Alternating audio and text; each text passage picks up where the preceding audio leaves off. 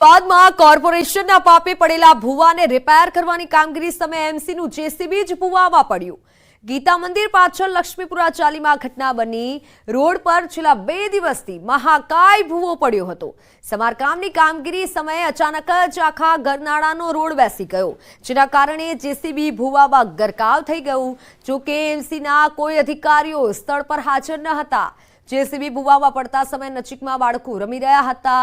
સદનસીબે મોટી જાનહાનિ ટળી છે।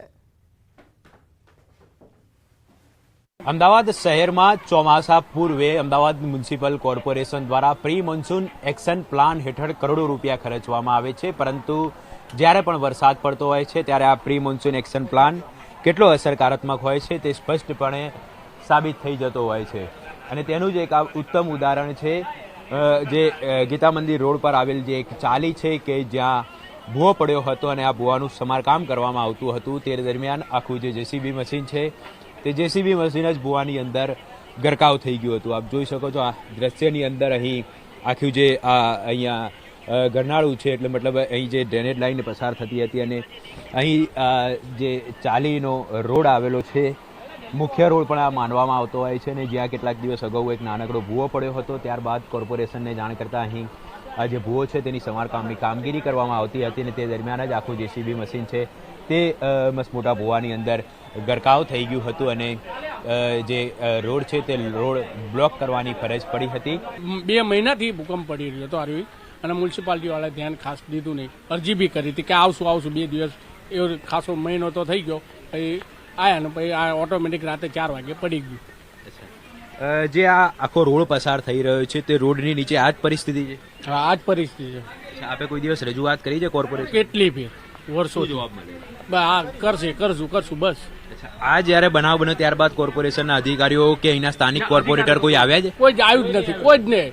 કોર્પોરેશન વાળા કે અધિકારી ચૂંટણી વાળા કોઈ આવ્યું જ નથી અહીંયા। આસપાસમાં કેટલા મકાનો હશે? આસપાસ ઘણા ખાસા છે, આખું લક્ષ્મીપુરા છે। તો આસપાસમાં અનેક મકાનો આવેલા છે, આપ જોઈ શકો છો દ્રશ્યની અંદર રહેણાંક વિસ્તાર છે, અને જો આ પ્રકારની પરિસ્થિતિ હોય, આખા રોડ બેસી જવાનો જ્યારે ભય લોકોને સતાવી રહ્યો હોય, ત્યારે લોકોની માંગ છે કે કોર્પોરેશન દ્વારા તાત્કાલિક આ જે છે ભૂવો તેનું સમારકામ કરવામાં આવે અને રોડ પર જ્યાં પણ આ પ્રકારની પરિસ્થિતિ જોવા મળતી હોય તેનું સમારકામ કરવામાં આવે। કેમેરામેન ખેંગા રાઠોડ સાથે ઋત્વિજ સોની, ન્યૂઝ 18 ગુજરાતી, અમદાવાદ। મુંબઈના પોવીના ચાંદીવલીમાં પાઇપલાઇનમાં ભંગાણ સર્જાયું છે। રોડ વચ્ચેથી પાઇપલાઇનમાં ભંગાણની પાણીના ફુવારા ઉડ્યા હતા। પાઇપલાઇનમાં ભંગાણથી ઊંચે સુધી પાણીના ફુવારા ઉડ્યા હોય તેવા દ્રશ્યો સામે આવ્યા છે। મુંબઈની આ ઘટના કે જ્યાં પાઇપલાઇનમાં ભંગાણ થતા પાણીનો બગાડ થયો હતો, હજારો લીટર પાણીનો વેડફાટ થયો છે। નારાયણ સરોવર વિસ્તારમાં સફારી પાર્ક સ્થાપવા મંજૂરી મળી। આગામી દિવસોમાં પ્રવાસીઓને સમુદ્રી સીમા દર્શનની સાથે જંગલ સફારી પાર્કનો લાભ મળશે। 250 હેક્ટરમાં સફારી પાર્ક બનશે। હાલમાં પ્રથમ તબક્કામાં 30 કરોડની મંજૂરી મળી હોવાનું વન વિભાગના અધિકારીઓએ જણાવ્યું। પ્રવાસીઓ ગાડીમાં સફારી પાર્કની મુલાકાત કરી શકે તેવી સુવિધા ઊભી કરાશે। સફારી પાર્કમાં સિંહ સહિતના જંગલી પ્રાણીઓ લવાશે। નારાયણ સરોવર વિસ્તારમાં જંગલ સફારી બનવા માટે મંજૂરી મળી છે। પ્રથમ તબક્કામાં 30 કરોડની મંજૂરી આપવામાં આવી છે। 250 હેક્ટરમાં જંગલ સફારી પાર્ક બનશે।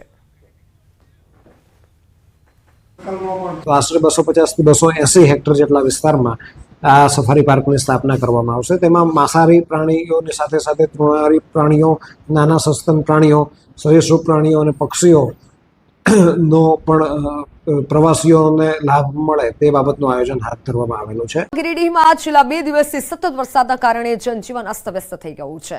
નદીઓના જળસ્તરમાં પણ વધારો થયો છે, જેમાં બરાકર નદીમાં 4 ટ્રેક્ટર પણ ફસાઈ ગયા હતા। સ્થાનિકોના મતે નદીનું જળસ્તર વધતું હતું, છતાં ટ્રેક્ટર ચાલકો મજૂરો નદીમાં રેતી ચોરી માટે ઉતરી ગયા હતા, અને જે બાદ નદીનું જળસ્તર વધતા તેઓ પાણીના પ્રવાહમાં અટવાયા હતા। જોકે બાદમાં મજૂરો અને ડ્રાઈવરોને બચાવી લેવાયા હતા, પરંતુ 4 ટ્રેક્ટરો નદીના પાણીમાં ફસાયા હતા। રેસ્ક્યુ હેલિકોપ્ટરમાં ન્યૂઝ 18ની રેસ્ક્યુ ટીમ સતત રેસ્ક્યુ કામગીરી કરી રહી છે। ભૂસ્ખલનના કારણે અનેક રસ્તાઓ બંધ છે। ગૌરીકુંડમાંથી તમામ લોકોને ચીરવાસા લઈ જવાઈ રહ્યા છે. હજુ અનેક ગુજરાતીઓ પણ ફસાયા હોવાની આશંકા સેવવામાં આવી રહી છે. કેદારનાથમાં ફસાયેલા શ્રદ્ધાળુઓનું રેસ્ક્યુ કરવામાં આવી રહ્યું છે. ન્યૂઝ 18 ગુજરાતીની ટીમ પણ સ્થળ પર પહોંચી છે. હાલ આર્મી દ્વારા કામગીરી કરવામાં આવી રહી છે. સરાહનીય કામગીરી કરવામાં આવી રહી છે. તમામ લોકોનું રેસ્ક્યુ ટીમ રેસ્ક્યુ કરી રહ્યું છે.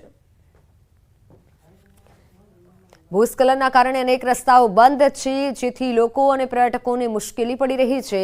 પરંતુ તમામ જે ફસાયેલા લોકો છે તેનું રેસ્ક્યુ કરવામાં આવી રહ્યું છે.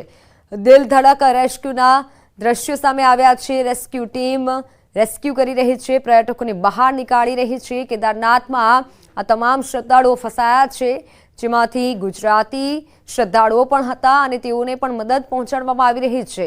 રેસ્ક્યુ હેલિકોપ્ટરમાં ન્યૂઝ 18 ગુજરાતીની ટીમ પહોંચી છે. હેલિકોપ્ટરમાંથી રેસ્ક્યુની કામગીરી તમે જોઈ શકો છો. રેસ્ક્યુ ટીમ ખૂબ સરાહનીય કામગીરી કરી રહ્યું છે. ઉત્તરાખંડમાં વાદળ ફાટ્યા બાદ સ્થિતિ ખૂબ ખરાબ થઈ છે. હાલમાં કેદારનાથ યાત્રાએ ગયેલા યાત્રીઓ પણ ફસાયા છે. તો કેદારનાથ પાસે હાલ કેવી સ્થિતિ છે તેનો આકાશી નજારો વિડીયો સામે આવ્યો છે અને આ તસવીરો પરથી અંદાજ લગાવી શકાય છે કે કેટલું ભયાનક નુકસાન થયું છે. ગત બુધવારની રાત્રે અહીં જે પાયમાલી સર્જાઈ હતી તેના ડરામણા દ્રશ્યો છે.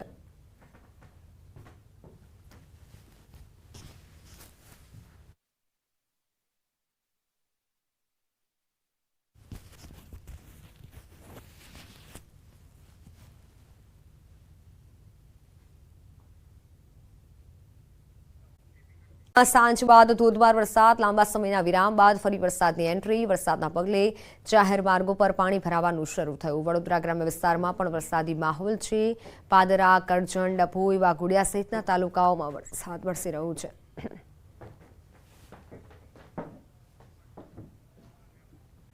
અરવલ્લી મોડાસા શહેરના રબારીવાસમાં વરસાદી પાણી ભરાયા. ભુજિયાવાસમાં શ્રમિકોના ઘરોમાં પાણી ઘૂસ્યા. ગરીબ લોકોના કાચા મકાનોમાં પાણી ઘૂસ્યા. સ્થાનિક લોકોની કાયમી પાણી નિકાલની માંગ. ઉત્તર ગુજરાતમાં આજે ભારે વરસાદની આગાહી. બનાસકાંઠાના ધાનેરામાં રાત્રે 1 કલાકમાં 2 ઇંચ જેટલો વરસાદ. ધોધમાર વરસાદથી ધાનેરા શહેર પાણી થયું. વીજળીના કડાકા ભડાકા સાથે પડ્યો વરસાદ. ધાનેરાની મુખ્ય બજારના રસ્તાઓ પાણીમાં ગરકાવ થયા. ધાનેરા અને દાંતામાં છેલ્લા 24 કલાકમાં 2 ઇંચ જેટલો વરસાદ પડ્યો. વડગામમાં 2 ઇંચ, થરાદમાં 1.5 ઇંચ, ડીસા, ભાભર, વાવ, દિયોદર, પાલનપુર, લાખણી અને અમીરગઢ સહિતના વિસ્તારોમાં 1 ઇંચ જેટલો વરસાદ નોંધાયો. દાદરાનગર હવેલી અને વલસાડના વાપીના નદી કિનારાના ગામના લોકોને સાવચેત રહેવા માટે સૂચનો કરવામાં આવ્યા. મહત્વપૂર્ણ છે કે કપરાડા અને ધરમપુર તાલુકાના અંતરિયાળ પહાડી વિસ્તારમાં ભારે વરસાદના કારણે આ વિસ્તારોમાંથી પસાર થતી જિલ્લાની તમામ મોટી નદીઓમાં પૂર જેવી પરિસ્થિતિ સર્જાઈ છે.